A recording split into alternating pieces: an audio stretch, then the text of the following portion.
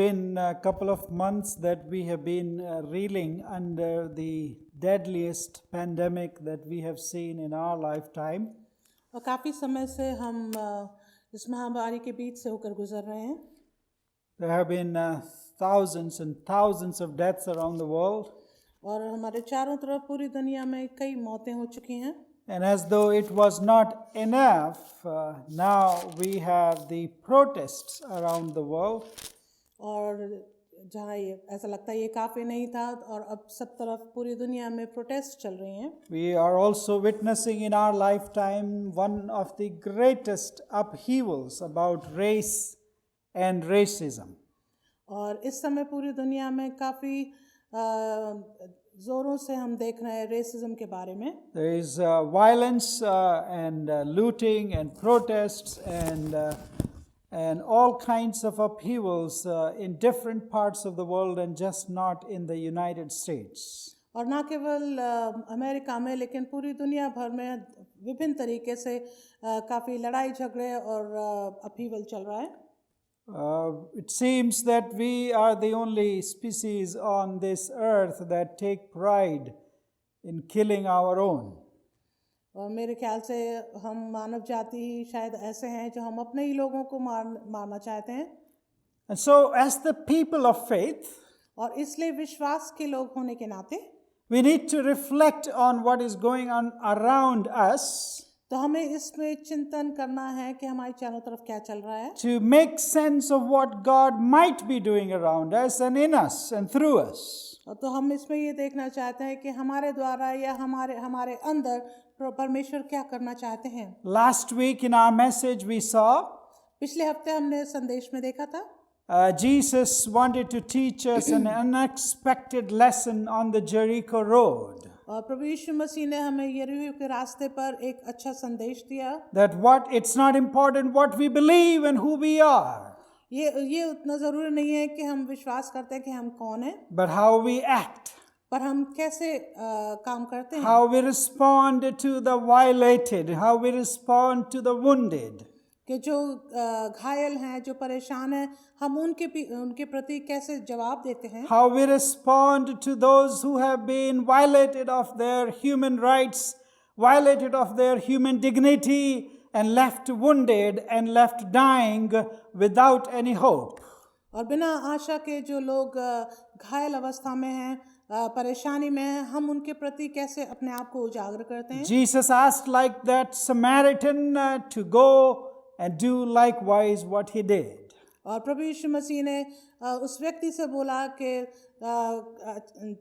तुम्हारा पड़ोसी कौन है. जब उसने बताया तो प्रभु यीशु ने कहा जाओ ऐसा ही करो. In our message today, और आज के संदेश में we want to look at and travel with you onto another road. और हम आज चलेंगे एक दूसरे रास्ते पर.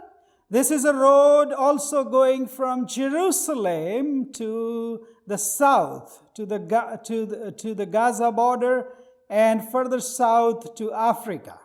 और ये जो है ये वो रास्ता है जो अफ्रीका की तरफ ले जा रहा है हमें. And on this road we meet some black men. और इस रास्ते पर हम कुछ काले लोगों से मुलाकात करते हैं. And we will also see at the road, at the juncture of one of the most important things in church history. और कलीसिया के इतिहास में हम एक बात विशेष देखते हैं. Why would the writer of the book of Acts bring up a black man for our attention? प्रेरित के काम के लेखक क्यों हमको एक काले व्यक्ति के बारे में बताते हैं हमारा ध्यान आकर्षित करने के. And through these reflections in the book of Acts, और ये इस पुस्तक के मनन के द्वारा I want you to consider with me and through the scriptures what it means to being black in the Bible. तो मैं आपका ध्यान आकर्षित करना चाहता हूँ इस वचन के द्वारा कि इसका मतलब क्या है वचन में एक काला व्यक्ति होना. Now I hear from many of my Caucasian friends these days. और इन दिनों में मैं अपने गोरे लोगों के जो मेरे मित्र हैं उनसे सुनता हूँ. When they are confronted with the issues of race and racism and violence, जब उनसे बातचीत करते हैं रेसिज्म और लड़ाई झगड़े के बारे में. and these are the common phrases we hear. I am colorblind. और मैं बड़े इन बातों को सुनता हूँ कि मैं तो रंग देख नहीं सकता। I'm a Christian. I am a born again Christian, so I don't see color. और मैं जो हूँ नए सिरे से जन्मा हुआ मसीह हूँ और मैं रंग नहीं देख सकता। I don't look at you if you are black or brown. और मैं ऐसा भी सुनता हूँ जो कहते हैं कि मैं तुमको काला या भूरा होते हुए नहीं देखता। I just see you as a human being. I don't see color. I'm colorblind. मैं तुमको केवल एक मनुष्य के रूप में देखता हूँ और मैं रंग देखने के मामले में मैं अंधा हूँ। But is it okay as Christians to say that I don't see color to a colored person? तो क्या ये ठीक है कि हम किसी दूसरे रंग के व्यक्ति को बोलें कि मुझे रंग नहीं दिखता? Does the Bible mention color of human beings? क्या बाइबल हमें मनुष्यों के रंगों के बारे में बताती है कुछ? Does the Bible mention where they come from? Where do they reside? What is their ethnicity? Whether they are African or whether they are Jewish or whether they are Samaritan. Does the Bible mention that? क्या वचन पवित्र शास्त्र Bible हमें कहीं पे ये सिखाती है कि लोग कहाँ के रहने वाले हैं? क्या वो अफ्रीका के हैं? क्या वो यहूदी हैं? क्या वो सामरी हैं? When we speak of the gospel, the liberating gospel of Jesus Christ, और जब हम सुसमाचार को जो लोगों को छुटकारा देता है प्रभु यीशु मसीह के द्वारा, the gospel which not only liberates us spiritually but also from all sorts of bondages. और ऐसा सुसमाचार ना केवल हमको रंगों से भिन्न करता लेकिन हमें दूसरी बंधुआई से भी छुटकारा Does देता है। this gospel of Jesus Christ make us colorblind? क्या ये सुसमाचार प्रभु यीशु मसीह का हमको रंग के प्रति अंधा बनाता है? My dear friends, I don't think so. मेरे मित्रों, मैं ऐसा नहीं सोचता। And I want to bring to you certain examples from the scriptures और मैं आपके सामने कुछ उदाहरण लाना चाहता हूँ पवित्र शास्त्र से। that yes, the Bible talks about only one race, the gospel talks about only one race. कि पवित्र शास्त्र और सुसमाचार हमें केवल एक रेस के बारे में सिखाता है। The Bible talks about there is only one human race. और वचन हमें सिखाता है कि केवल एक ही मानवता की एक रेस है। In the last few weeks we have been looking at in our Bibles, और पिछले कुछ हफ्तों से हम इन बातों को वचन में देख रहे हैं। and we have been reflecting upon the image of God, the likeness of God in all human beings, because all human beings are just one race. क्योंकि और हम इन दिनों में हम परमेश्वर के उस प्रेम को इस सारी मानव जाति के बीच में देख रहे हैं जो एक ह्यूमन रेस है। And we looked last Friday that we are all actually cousins. We belong to each other. और हमने अभी फ्राइडे को देखा कि हम सब कज़न हैं और हम एक दूसरे के भाई और बहन हैं। And like all cousins are not the same.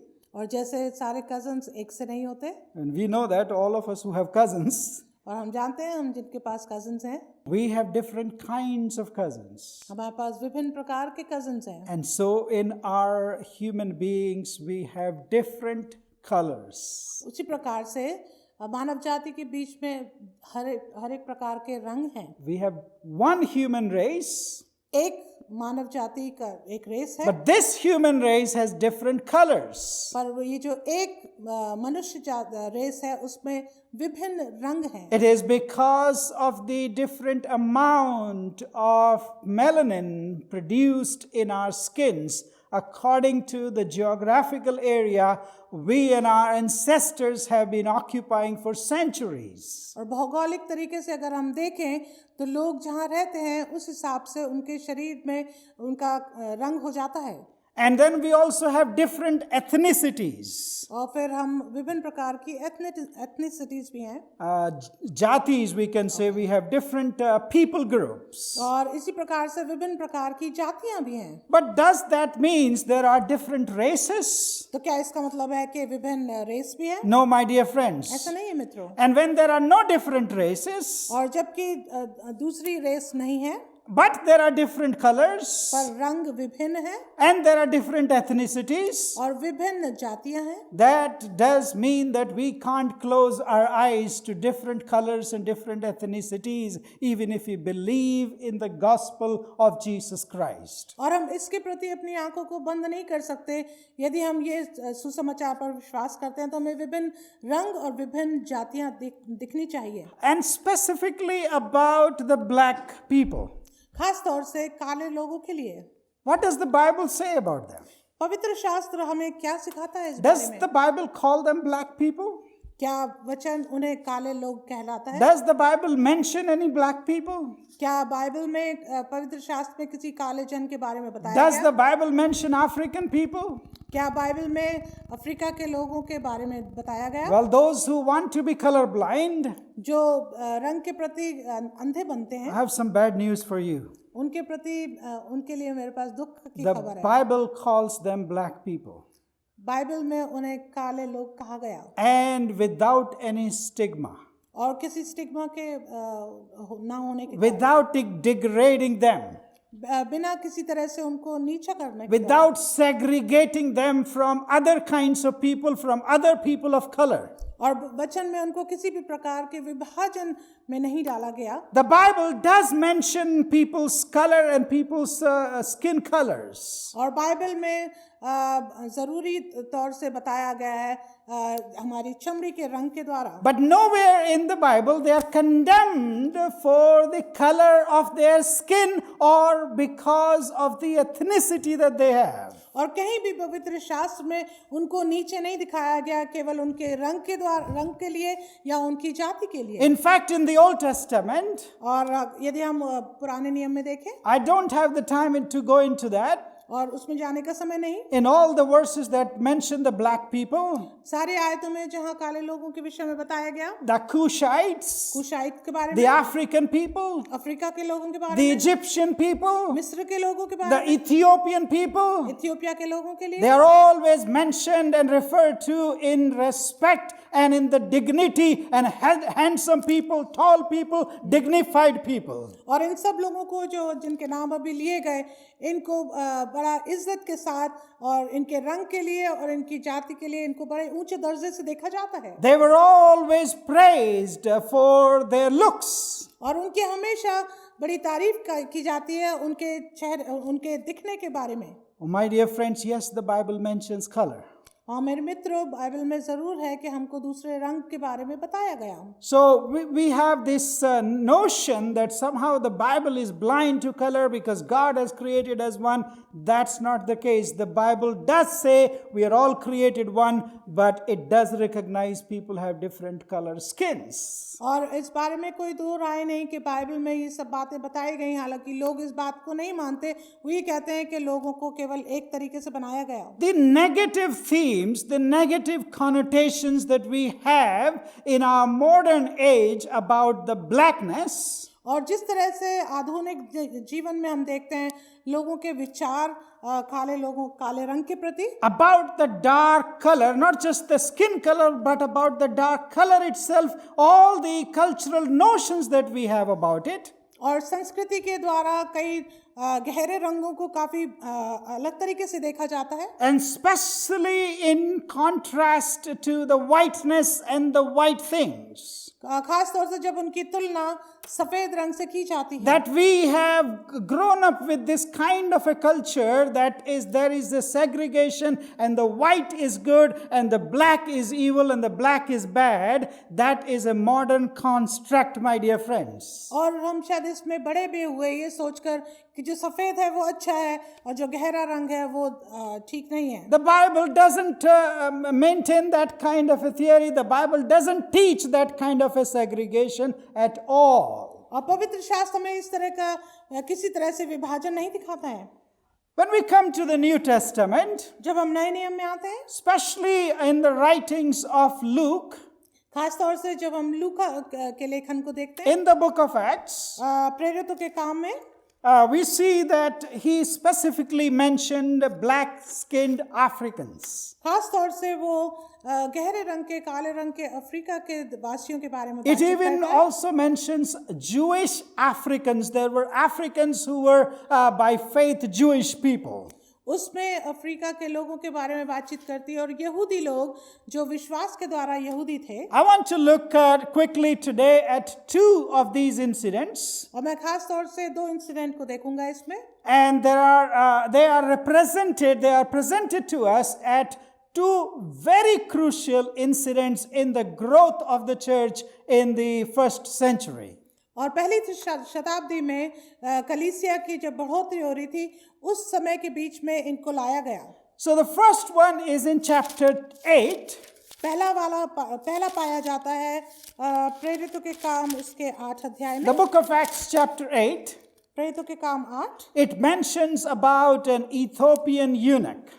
उसमें इथियोपिया के एक खोजे के बारे में है। And chapter 13 specifically mentions about Simeon, and he is called the nigger or the Niger or however you pronounce it. और उसमें शमौन के बारे में भी कहा गया जो निगर कहलाता है। And we have to look into the insights for us in these two chapters, what it means to be a black person in the biblical times. और इन दो अध्यायों में 8 और 13 प्रेरितों के काम में हम देखते हैं कि इसमें इनका होना हमारे लिए क्या मायने रखता है। So the first incident in Acts chapter 8 verses 26 to 40.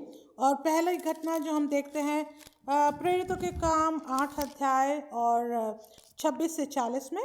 Now an angel of the Lord said to Philip, फिर प्रभु के एक स्वर्गदूत ने फिलिपुस से कहा, rise and go toward the south उठ और दक्षिण की ओर उस मार्ग पर जा, to the road that goes down from Jerusalem to Gaza. उस मार्ग पर जा जो यरूशलेम से गाजा को जाता So है। there is a road going from Jerusalem towards Gaza and all the way to Egypt. और एक रास्ता है जो यरूशलेम से गाजा को जाता है मिस्र की तरफ। And Philip rose and went. और फिलिपुस उठा और गया। And there was an Ethiopian, a eunuch, a court official of Candace, queen of the Ethiopians, who was in charge of all her treasure. He had come to Jerusalem to worship. और वो उठकर चल दिया और देखो कूश देश का एक मनुष्य आ रहा था जो खोजा और कूशियों की रानी कंदाके का मंत्री और खजांची था। And he was returning seated in his chariot. और वो अपने रथ में बैठा हुआ था। And he was reading the prophet Isaiah. और वो यशाया भविष्यवक्ता की पुस्तक पढ़ रहा था। And verse 29. और 29 वर्ष में लिखा है, The Holy Spirit said to Philip, और तब पवित्र आत्मा ने फिलिपुस से कहा, go over, निकट जा, join his chariot. उसके रथ के साथ हो ले। So Philip ran to him and heard him reading Isaiah the prophet and asked, Philip इसकी ओर दौड़ा और उसे यशाया भविष्यवक्ता की पुस्तक पढ़ते हुए सुना और पूछा, do you understand what you're reading? तू जो पढ़ रहा है क्या उसे समझता भी है? And the Ethiopian said, how can I unless someone guides me? तब उस कुशी ने कहा, जब तक कोई मुझे ना समझाए तो मैं कैसे समझूं? And he invited Philip to come up and sit with him. और उसने फिलिपुस से विनती की कि वो चढ़कर उसके पास बैठे। Now the passage of the scripture that he was reading was this, and you can go on and reading about the prophet Isaiah's prophecy. और ये जो है भविष्यवक्ता की यशाया की भविष्यवाणी है। The story concludes that he was able to share the gospel with the Ethiopian. और इसमें फिलिपुस उसके साथ परमेश्वर का सुसमाचार बांटता है। Now, my dear friends, why is this so important in this juncture at the history of the church in the first century? पहली शताब्दी में कलीसिया के इतिहास में ये हिस्सा क्यों महत्वपूर्ण है? The church in Jerusalem was growing in leaps and bounds. और यरूशलेम में जो कलीसिया थी वो बहुत तेजी से बढ़ रही थी The Holy Spirit was pouring on the disciples. और पवित्र आत्मा बहुतायत के साथ चेलों के ऊपर उतर रहे थे। And then if you read the previous passages, और यदि आप पिछले अध्यायों को पढ़ें, the Holy Spirit led Philip to go out of Jerusalem into Samaria.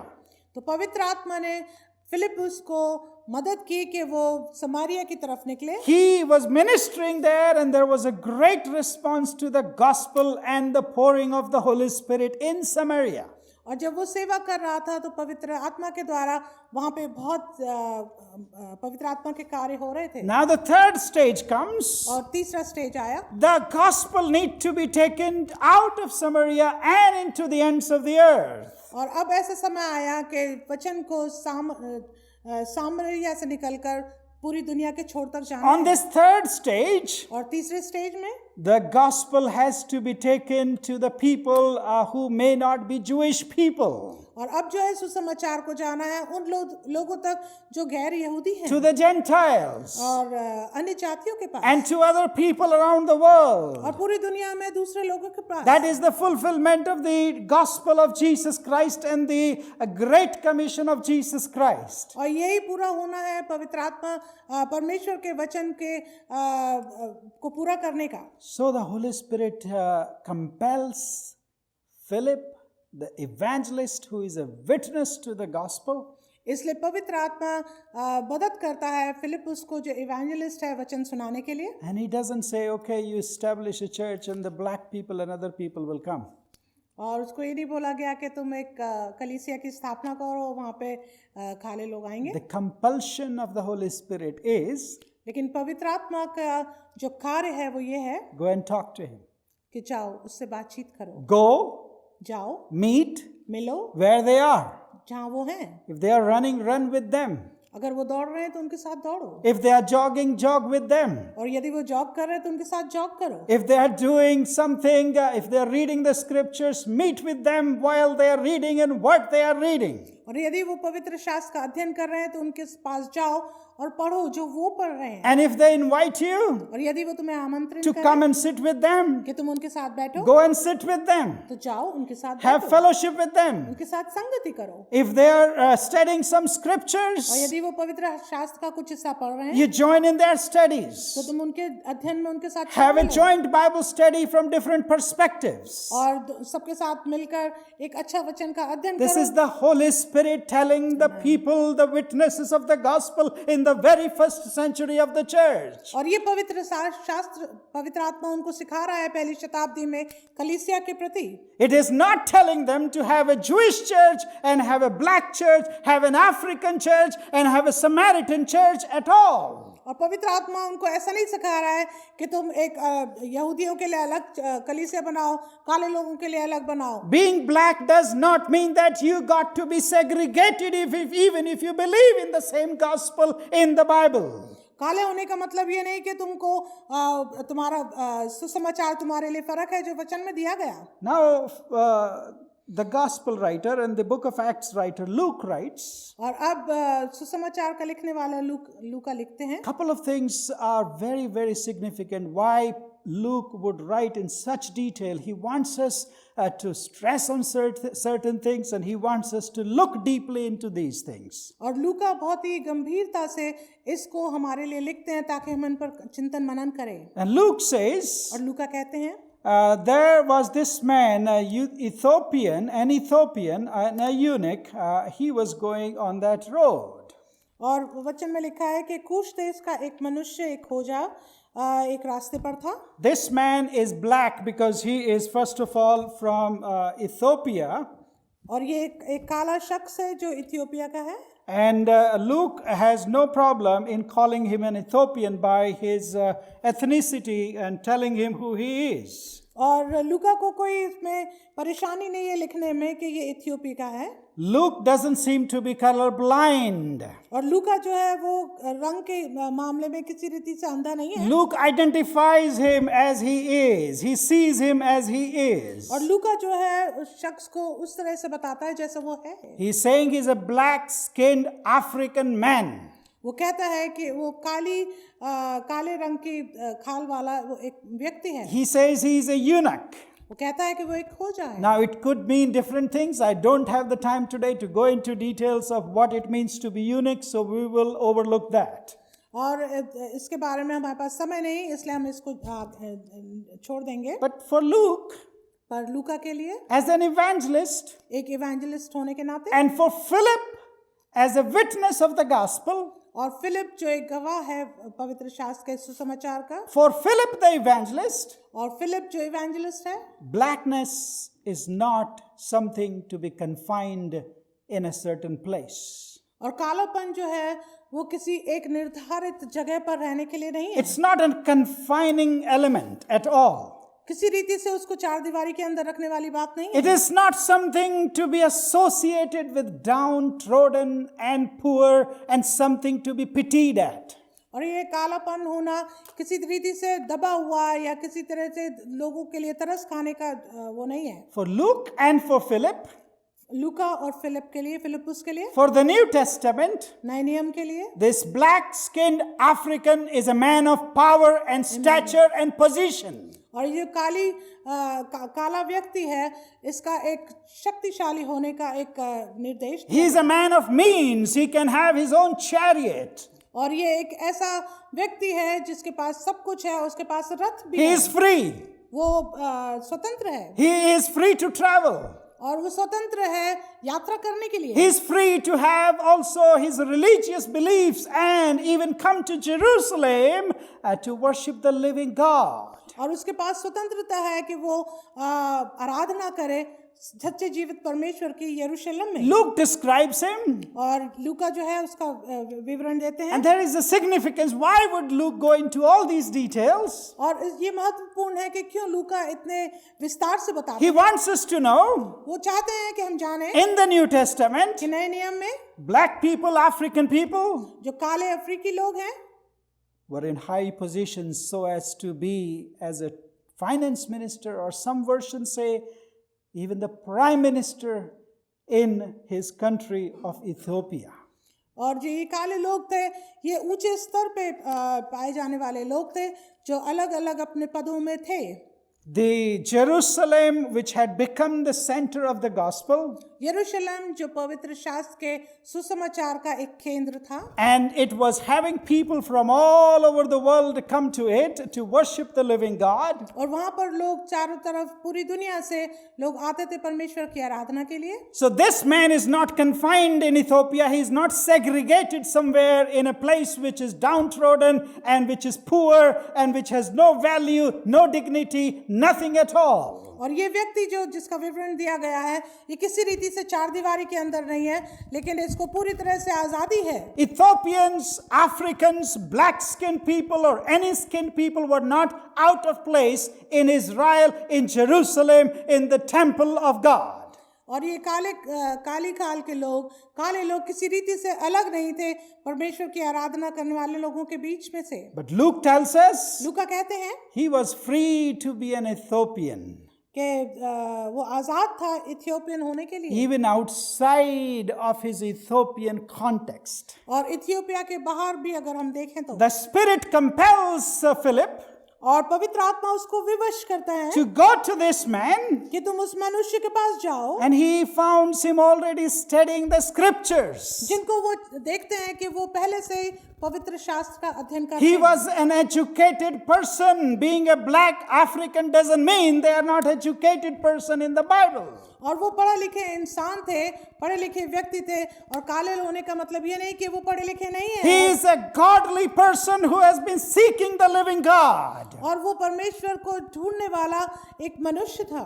He is somebody who is inclined towards God, who is seeking God. ये वो व्यक्ति है जो परमेश्वर के निकट झुका हुआ है और वो परमेश्वर को ढूंढ रहा है। So Luke indicates, इसलिए लूक हमें ध्यान कराते हैं, and by indicating all these things about the Ethiopian black African man, और वो इन सब बातों को सिखाने के द्वारा इस इथियोपिया के काले व्यक्ति के द्वारा Luke intentionally includes him in the narrative of the Spirit of God and the gospel being preached among the nations. और खास तौर से लूका जो है वो इनको सम्मिलित करते हैं हैं उन लोगों के बीच में जो पहले से परमेश्वर के सुसमाचार को So सुना रहे Luke's हैं। inclusion of this African man और लूका जब इस अफ्रीका के इस व्यक्ति को सम्मिलित करते in the हैं expansions of the early church, और कलीसिया के विस्तार के लिए, it does not just mean इसका मतलब केवल ये नहीं, that it is the universal gospel, इसका मतलब ये नहीं कि ये जो सुसमाचार है ये यूनिवर्सल है, but it also shows us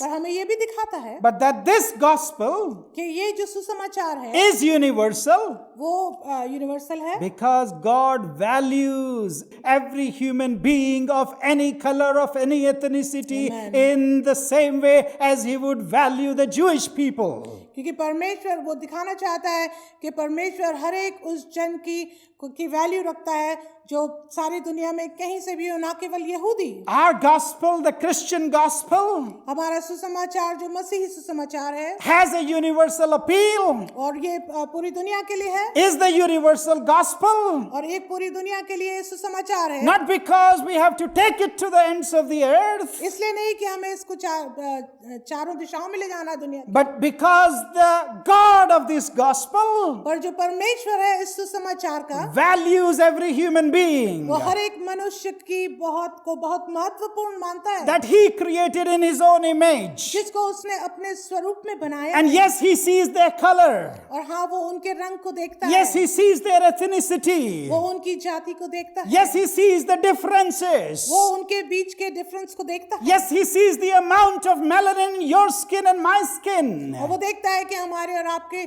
खाल में कैसा रंग है, And yet he embraces me as he would embrace a Jew. और वो हमें इस तरह से गले लगाता है जैसे वो यहूदी को करता है, Yet he will embrace me as he would embrace any human being. और वो मुझे अभी ऐसे गले लगाएगा जैसे वो किसी भी मनुष्य को Being गले black in the Bible, लगाए। काला होना वचन में being brown in the Bible, और बाइबल में ब्राउन होना being yellow in the Bible, और पीला होना वचन में being white in the Bible. और किसी प्रकार से सफेद होना My dear वचन में। friends, it's not something to be segregated and something to be downtrodden and something to be kept away. मेरे मित्रों ये कोई ऐसी बात नहीं कि ऐसा होना लोगों को नीचे दबाए या किसी तरह से विभाजन But करे। it is of value and worth to our God whose gospel we believe in. ये Hallelujah. परमेश्वर के लिए बहुत महत्वपूर्ण है, खास तौर से उस सुसमाचार को जिस पर हम विश्वास करते हैं। Let's move quickly. आगे हम बढ़े जल्दी In the से second incident दूसरे घटना में, that Luke mentions in the book of Acts, जैसे प्रेरितों के काम में लूका हमको लिखते हैं, are the two Africans he mentions again. फिर से दो अफ्रीकी लोगों के बारे में बताते हैं Simeon and Lucian in the church at Antioch.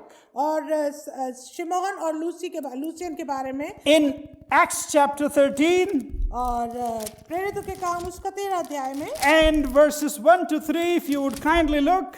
यदि हम उसकी पहली 3 आयतों में देखेंगे। Now there were in the church at Antioch, Acts chapter 13 verse 1 onwards, Antakya की कलीसिया में कई भविष्यवक्ता और उपदेशक थे, there were in the church at Antioch prophets and teachers. और वहाँ भविष्यवक्ता और उपदेशक थे, And then he names them. और फिर वो उनका नाम लेते हैं, Barnabas, बरनबास, Simeon, शिमोन, who is also called Niger, जिसको नीगर भी कहते हैं, Lucius और लुकियुस, of Cyrene, कुरेन के, Manaen, a lifelong friend of Herod the Tetrarch, and Saul. और चौथाई देश के राजा हेरोदेस का दूत भाई मनोहाम और शाऊल। While they were worshiping the Lord and fasting the Lord, the Holy Spirit said, जब वे उपवास के साथ प्रभु की उपासना कर रहे थे, पवित्र आत्मा ने कहा, again the Holy Spirit prompting and compelling these people, फिर से हम देखेंगे पवित्र आत्मा उनसे कह रहा है और उनसे कुछ करने को कह रहा है। set apart for me Barnabas and Saul मेरे लिए बरनबास और शाऊल को अलग करो, for the work to which I have called them. उस काम के लिए जिनके लिए मैंने उन्हें बुलाया है। Then after fasting and praying, they did lay their hands on them and send them off. तब उन्होंने उपवास और प्रार्थना करके और उन पर हाथ रखकर उन्हें विदा किया। You know, this chapter 13 in the book of Acts is a pivotal chapter in the history of the church. और ये जो अध्याय है 13 अध्याय, ये कलीसिया के इतिहास के लिए बहुत ही केंद्र माना जाता है। God was about to change the course of the history of this mankind because of chapter 13 in the book of Acts. और परमेश्वर जो है इस पूरे इतिहास को पूरी तरह से बदलने जा रहे हैं इस अध्याय के द्वारा। And it was happening in a church in Antioch, और ये हो रहा है अंताकिया की कलीसिया में, which was away from Jerusalem, जो यरूशलेम से दूर था, away from the influence of the powerful apostles, और उन प्रेरितों से के प्रभाव से दूर था, planted by different kinds of people, different kinds of ethnicities, and different kinds of nationalities, and different kinds of languages represented in the first church outside of Jerusalem. और ये यरूशलेम के बाहर जो ये कलीसिया थी, ये स्थापित की गई थी उन लोगों के द्वारा जो अलग-अलग भाषाओं से, अलग-अलग देशों से आए थे। Now Paul was to be elected here, to be selected here, और यहाँ से पौलुस को चुना जाना था, along with Barnabas, बरनबास के साथ, to go out as missionaries outside Israel, as Jewish people, disciples of Jesus, going out with the gospel. जिनको यहूदी होने के नाते उनको इस जगह से बाहर निकलना था परमेश्वर के सुसमाचार। The greatest missionary breakthrough in the church was to happen through the church at Antioch in chapter 13 of the book of Acts. और सबसे बड़ा कार्य जो कलीसिया के इतिहास में हुआ वो प्रेरितों के काम 13 अध्याय के द्वारा शुरू हुआ। And again you find the Holy Spirit active as it was in the book of Acts chapter 8. और फिर से आप देखेंगे पवित्र आत्मा की सामर्थ को जो पूरी तरह से कार्य कर रहे हैं, जैसे हमने अभी प्रेरितों के काम उसके 8 अध्याय में देखा। So the important people that Luke mentions, और अब जो ये मुख्य लोग जिनके बारे में लूका बात कर रहे हैं, is number 1 Barnabas, पहले है बरनबास, great man of God, जो बहुत ही विशेष व्यक्ति है परमेश्वर के a लिए, great encourager of the brother, वो बहुत अच्छी तरह से लोगों को उत्साहित करते who हैं, introduced and brought in Apostle Paul to this church in Antioch. और जो मदद करते हैं पौलुस को इस अंताकिया की कलीसिया में The लाने second man that Luke mentions में। और जो दूसरा व्यक्ति है जिसको लूका बोलते हैं is Simeon. शमौन, But then he gives him a nickname. और फिर जो है उनको एक निकनेम देते हैं। Why would Luke call him the nigger? लूका उनको क्यों निगर कहलाते हैं? A black person in those days. काला व्यक्ति उन दिनों में, An African in those days. Africa का व्यक्ति उन दिनों में। And then he calls also another person Lucius of Cyrene. और फिर हम देखते हैं एक और मनाहेम है कुरेनी के। And the Lucius of Cyrene is Libya, is another country of Africa that is mentioned here. और फिर हम देखते हैं कि एक में फिर अफ्रीका के लोग जिनका नाम लिया If गया। you remember, there was another person from Cyrene who was mentioned earlier in the Gospels. और फिर हम देखेंगे कि इसमें कुरैनी व्यक्ति का नाम भी लिया गया सुसमाचार में। He was snatched by the police, the Roman police, and he was made to carry the cross of Jesus Christ for some time when Jesus was not able to carry his cross. और हम याद कर सकते हैं जब प्रभु यीशु मसीह सूली को लेकर चल रहे थे तो इस व्यक्ति को शिमोन को उस भीड़ में से निकाला गया ताकि वो प्रभु यीशु मसीह के क्रूस को अपने ऊपर लेकर चले। Some believe he is the same person. Then he moved to Antioch and became one of the founding pastors or one of the founding leaders of the church in Antioch. I do not know. कुछ लोग विश्वास करते हैं कि ये वही व्यक्ति है जो इस कलीसिया का एक मुख्य व्यक्ति रहा। But there are two people from African descent, and they are black people. They are even called nigger. They are even called black-skinned people. और ये दो व्यक्ति हैं जिनको काली चमड़ी का व्यक्ति कहा गया। But then it is not a matter of segregation for them because of their skin color. पर ये जो इस्तेमाल किया गया इसका मतलब ये नहीं कि उनको हम अलग करते हैं उनके रंग की वजह से। You know who they are? आपको मालूम है कौन है वो? They are men of respect and honor. वो इज्जतदार लोग हैं। They are prophets and teachers in the first church outside of Jerusalem. और यरूशलेम के बाहर का जो पहली कलीसिया है उसमें वो भविष्यवक्ता उपदेशक हैं। They are established leaders. और वो लीडर हैं। Yes, Paul was chosen. और जरूरी है कि पौलुस का चुनाव हुआ। Yes, Paul is called an apostle of Jesus Christ. पौलुस को प्रभु यीशु मसीह का प्रेरित कहा। Yes, Paul became the greatest missionary on earth. पौलुस जो है वो सबसे बड़ा मिशनरी बना इस दुनिया में। But when he was being separated, पर जब उनको अलग किया जा रहा था, you know who laid their hands on Apostle Paul and Barnabas? तो आपको पता है किसने अपने हाथ को रखा उनके ऊपर और बारनबास के ऊपर? Two black African men who were mentioned by name. उन अफ्रीका के दो व्यक्ति के नाम लिए गए जिनका नाम पवित्र शास्त्र में लिखा है। Simeon, who is called Niger, और शिमोन जो निगर भी कहलाता है, and Lucius of Cyrene, Libya. और लुकियस कुरेनी। These are the people who ordained and separated Apostle Paul and Barnabas for the missionary work that changed the world upside down. और ये दो अफ्रीकी जन हैं जिन्होंने अपने हाथों को रखा पौलुस के ऊपर ताकि वो बाहर जाकर यरूशलेम से बाहर जाकर परमेश्वर के वचन को सुनाए और पूरी दुनिया को उथल-पुथल कर दे। Why would Luke want the reader of the Acts of the Apostles क्यों लोग चाहते हैं कि इसके पढ़ने वाले जो पढ़ते हैं इस पुस्तक को to know that how the Spirit of God was leading an Ethiopian to the Lord? इस बात को जानने के लिए कि कैसा पवित्र आत्मा उसको परमेश्वर के नजदीक लाने के लिए बोलता है। Why would Luke write that the black-skinned people and Lucian of Cyrene and Simeon, who is called Niger, were prophets and teachers and in authority and as though leaders of the church who would ordain Apostle Paul and Barnabas? और लूका जो है वो बताना चाहते हैं कि ये अगुवा थे और ये उपदेशक थे और ये बहुत बड़े अधिकार रखते थे। Because he wants us to know, my dear friends, क्योंकि वो चाहते हैं कि हम इस बात को जानें। that God does not differentiate between skin colors. परमेश्वर जो है किसी रीति से रंग के कारण लोगों का विभाजन That नहीं करते। being black in God's eyes and in God's church और काला होना परमेश्वर के राज्य में और उसके कलीसिया में doesn't mean that he or she has to be only a janitor. इसका मतलब ये नहीं है कि केवल उनको नीचा काम करने के लिए It means that they can and they are the prophets and teachers of God in the church of God. इसका मतलब ये है कि परमेश्वर चाहता है कि हम ये जाने कि ये भविष्यवक्ता और उपदेशक भी हैं और इनका बड़ा औहदा दिया गया है। That they are godly people seeking God. और ये परमेश्वर को प्यार करने वाले और परमेश्वर को ढूंढने वाले That they are educated people. और ये पढ़े लिखे लोग हैं। That they are people of means. और ये जो है ये हर तरह की चीजें रखते हैं। That they are the people of intellect. और ये जो है बहुत बुद्धिमान लोग हैं। That they need to have the same dignity as everybody else in the kingdom of God.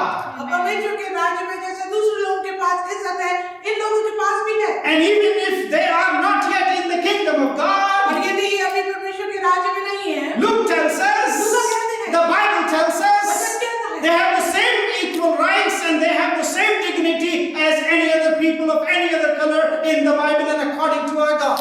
परमेश्वर का वचन हमें बताता है इनके पास वही सब अधिकार है जो पूरी दुनिया में किसी भी प्रकार के दूसरे रंग के लोगों के हैं। The African black-skinned people laying their hands on the Jewish people, on Barnabas and Apostle Paul, and sending them on mission is a picture that we should keep in our mind when we think of black people being black in the Bible.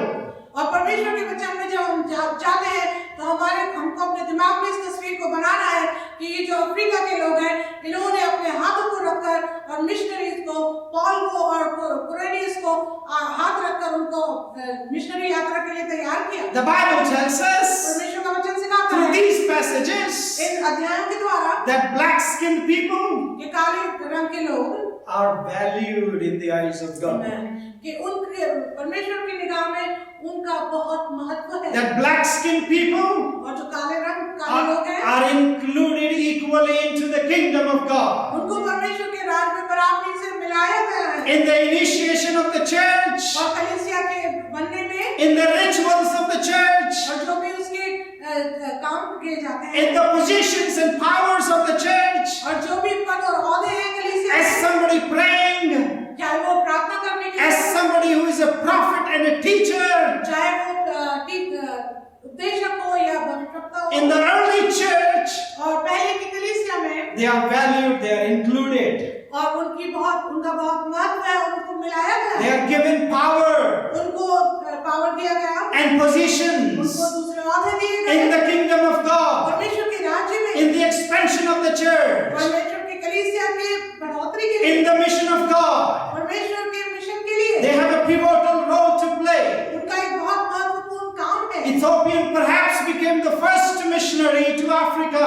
और Ethiopia के लोग जो हैं वो पहले missionary कहलाए Ethiopia के लिए। And Apostle Paul and Barnabas, they were ordained by the black African people, thus laying the foundation for world missions. और इथियोपिया के लोगों के द्वारा पौलुस को और बरनबास को हाथ रखकर आशीषित किया गया ताकि वो अपने परमेश्वर के सुसमाचार को फैलाएं। So the Bible describing the Ethiopian और वचन जब इथियोपियन के बारे में विवरण लेते हैं, riding a chariot, एक रथ पर सवार होने के बाद, reading the scriptures, पवित्र शास्त्र को पढ़ रहे हैं, coming to Jerusalem to worship the living God, यरूशलेम जा रहे हैं परमेश्वर का आराधना के लिए, upsets all the prejudices that we might have grown up about the blessed black-skinned people or the African people.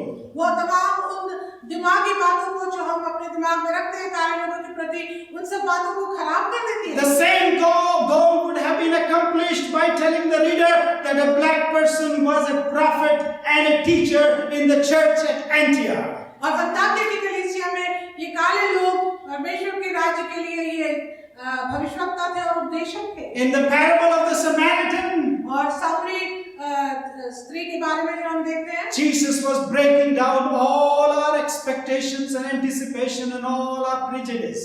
और प्रभु यीशु मसीह हर एक उस दीवार को तोड़ रहे हैं जो हम अपने दिमाग में बनाए बैठे हैं। On the road to Gaza from Jerusalem, यरूशलेम से गाजा की रास्ते पर, and on the road to the world missions in Antioch, और अंताकिया के रास्ते पर, Luke again breaks our prejudices लूका फिर से हमारे उन सब रुकावटों को तोड़ते हैं and shows clearly what it means to be a black man in the Bible. और हमें स्पष्ट रीति से सिखा देते हैं इसका मतलब क्या है वचन में काला होना, Valued, बहुत महत्व होना, dignified, इज्जतदार, included, मिला दिए जाने, given power ताकत दिए and जाने, positions, स्तर दिए जाने, being prophets, भविष्यवक्ता होना, and being the teachers of the Word of God. और परमेश्वर के वचन के उपदेशक होने के लिए May the Lord bless us. परमेश्वर हमें आशीष दे। Help us overcome our prejudices. हमें मदद करें कि हम अपनी तमाम जो हमारे दिमाग में हमने बना रखा उसके प्रति हमको विजय दें And value the lives that God has created equally on this earth. और हम तमाम उन लोगों को के जीवन को भी वैल्यू दें जिनको परमेश्वर ने रचा है इस दुनिया में। Let us pray. आइए प्रार्थना करें।